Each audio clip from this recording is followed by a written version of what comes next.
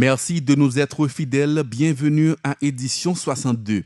Haïti élections, le Conseil électoral provisoire a présenté ce mercredi à une centaine de partis politiques une proposition de calendrier électoral.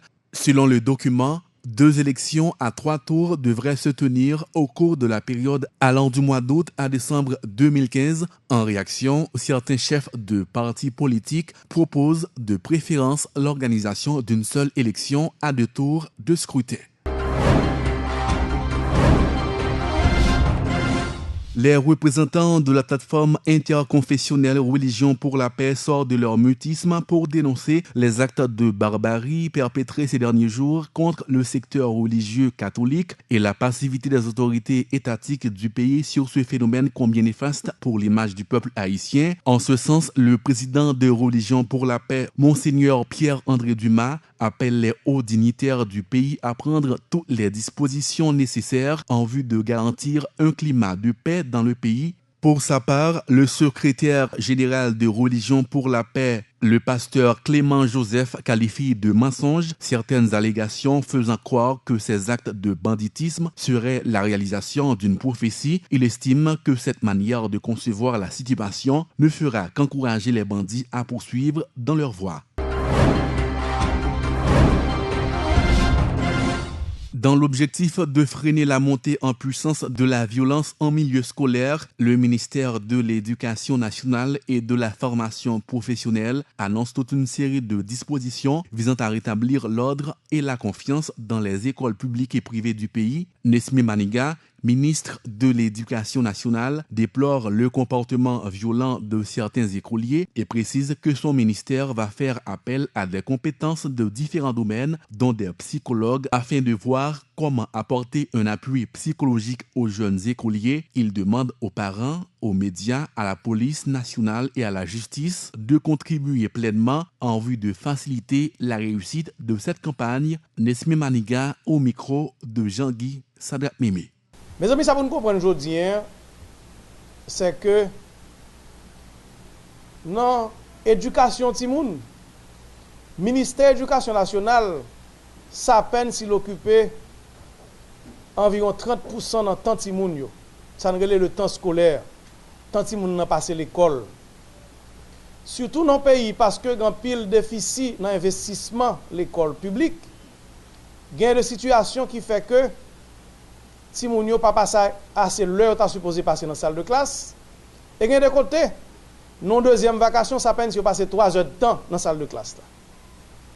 Donc presque 70% de temps que ti moun nan passé le pas dormi, li passé dans la famille, li passé dans la rue et li passé dans contact avec la presse. Ça que le temps libre ti moun en général. Donc quel que soit ça l'école la capable faire pour construire, pour transmettre savoir et même l'on pour améliorer le curriculum pour une éducation civique, éducation à la citoyenneté.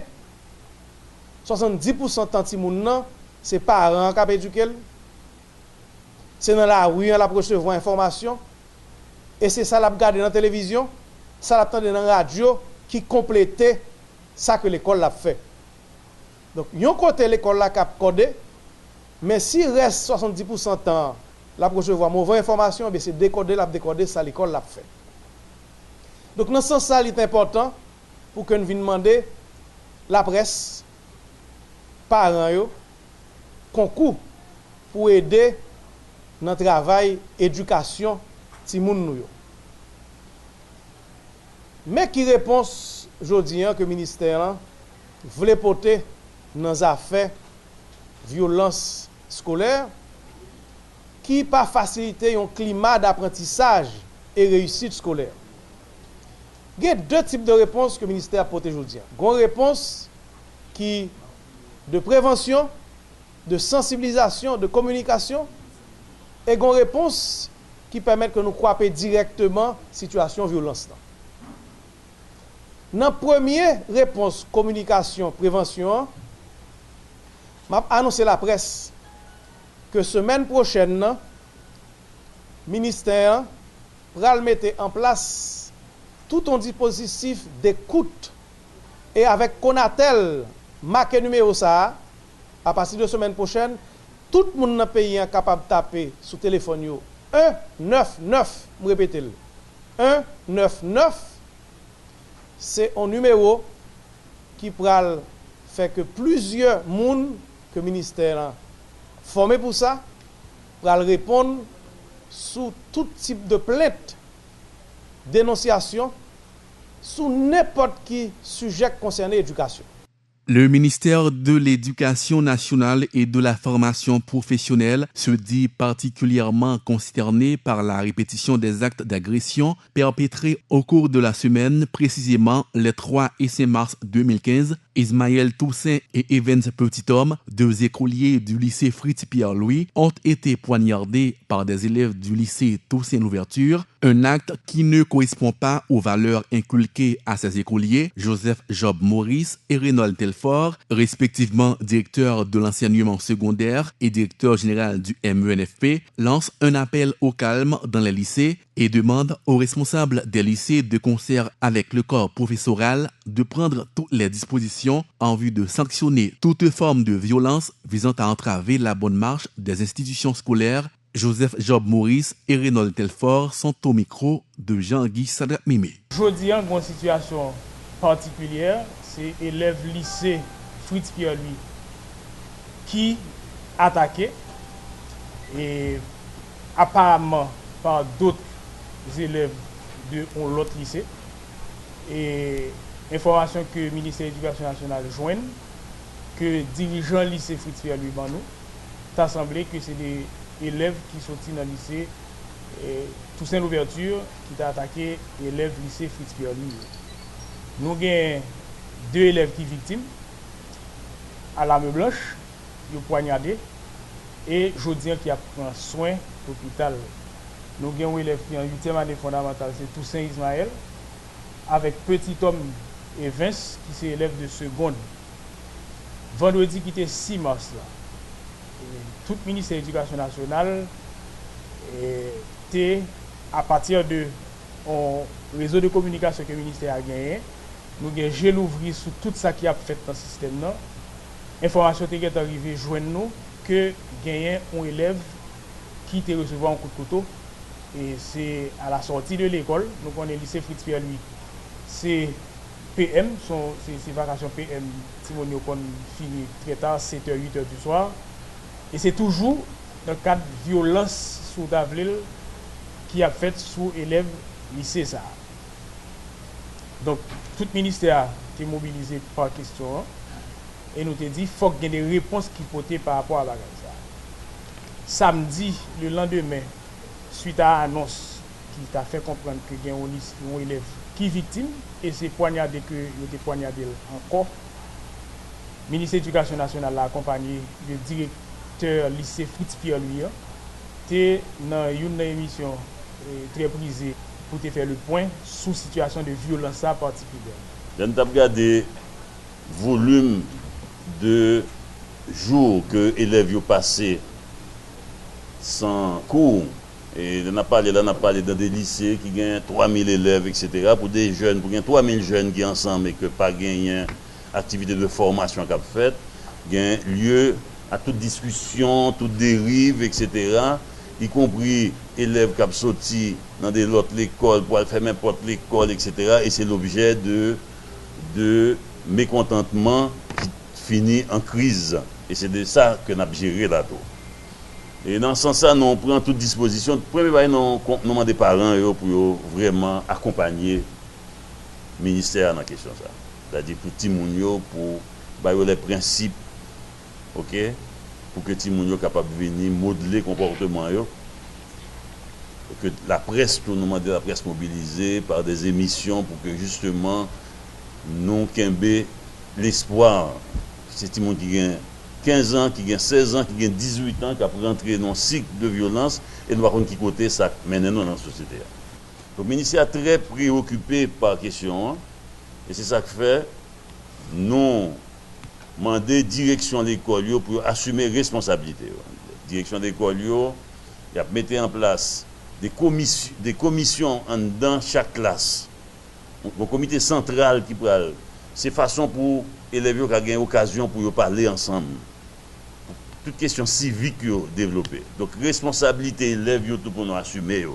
Il y a effectivement, nous conjoignons des résultats sous des rumeurs qui gagnent une fois qu'on a le comité central. Le comité central a organisé avec l'ensemble des comités pour venir aider nous pour des solutions. Le ministre de l'Éducation nationale annonce que les cours de rattrapage débuteront durant le week-end du 15 mars 2015 en vue de permettre à des milliers d'écoliers de rattraper les 160 heures de cours perdues en raison des grèves des enseignants. Nesmi Maniga annonce aussi des dispositions adoptées au niveau du ministère en vue de faciliter le bon déroulement de ces cours, tout en confirmant que plus de 2500 professeurs seront émargés par le ministère des Finances conformément à l'addendum signé entre les syndicats et le ministère. Nesmi Maniga. Nous avons une situation côté que, je dis, il y a environ 10 000 jeunes lycéens qui sont plus affectés par le mouvement grève qui perdu plus passer 160 heures de cours. Et c'est pour ça, dès le week-end, nous demandons tout directeur lycée réserver samedi, dimanche, salle de classe uniquement pour activité de rattrapage gratuit et non esprit de solidarité que enseignants, justement, qui rémunérés pour ça, pral déjà, et comme professeur, pral mettre temps à disposition lycéens pour des rattrapages en fonction du nombre d'heures que Timounio a perdu pour matière que tu as perdu. C'est clair que Jean-Directeur Général a dit, le ministère a l'autre type de concours, notamment en utilisant des outils numériques pour nous prendre un chemin qui picoute, pour nous capable favoriser une série de matières, une série de cours qui sont déjà disponibles et sous format vidéo, pour nous capable distribuer à travers certains supports que nous pourrons bailler, donc des tablettes que nous pourrons mettre à disposition de lycée. Situation de plus critique parce que nous comptabilisons certains même qui étaient perdus jusqu'à 172 heures déjà année ça, non horaire qui est environ 1140 heures. Ça qui passe tout, c'est que d'après toute disposition pour que dès la semaine prochaine déjà, nous connaissons que c'est pour l'examen deuxième trimestre. Là tout, son moment critique, côté que nous n'avons pas besoin de des dérapages qui empêchaient que nous perdions l'examen deuxième trimestre qui a commencé la semaine prochaine, qui est très important pour le système éducatif. Je finis pour me dire que le ministère, plus que jamais, mobilisé pour capable de meilleures conditions de travail à enseignants à la fois et secteur public et secteur privé. Mieux comprendre le rôle de l'audit interne dans la prévention et l'investigation de la fraude, c'est le thème retenu par l'Institut des auditeurs internes d'Haïti pour la tenue de 3 jours de séminaire qui se déroule à Pétionville les 11, 12 et 13 mars 2015. Plusieurs cadres d'institutions publiques et privées prendront part à ces assises qui sont de nature à sensibiliser les membres de l'Institut des auditeurs internes d'Haïti sur le fléau que représente la fraude tout en acquérant de nouvelles connaissances en la matière pour mieux combattre ce mal qui ne cesse de prendre de l'ampleur ici et ailleurs. Thomas Blo est le président de l'Institut des auditeurs internes d'Haïti. C'est une activité qui est entrée dans le cadre et mission IA Haïti. Permettez-moi rapidement de définir mission. Mission, c'est qui ça? C'est créer un environnement favorable pour le développement professionnel auditeur interne en Haïti. Donc, dans le cadre et par rapport à la mission, ça, qui ça que nous avons faire, c'est bailler et membres instituants moyens pour être capable de développer connaissances professionnelles. Et en ce sens, nous organisons plusieurs activités au niveau national. D'ailleurs, nous avons la 3e semaine de l'audit que nous organisons généralement au début du mois de décembre. Et après décembre 2014, nous avons dit que faut que nous continuions parce que semaine de l'audit c'est une étape, mais nous ne pouvons pas arrêter à ça seulement.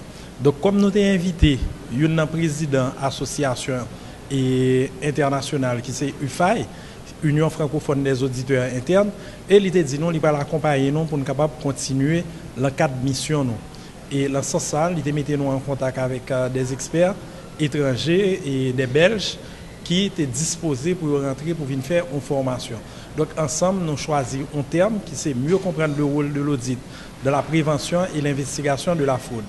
Et depuis tantôt 3 à 4 heures là, monsieur et à formation et très animé, côté que un public qui très et qui a participé activement et au niveau formation ça. Et d'abord public cible non c'est nos membres.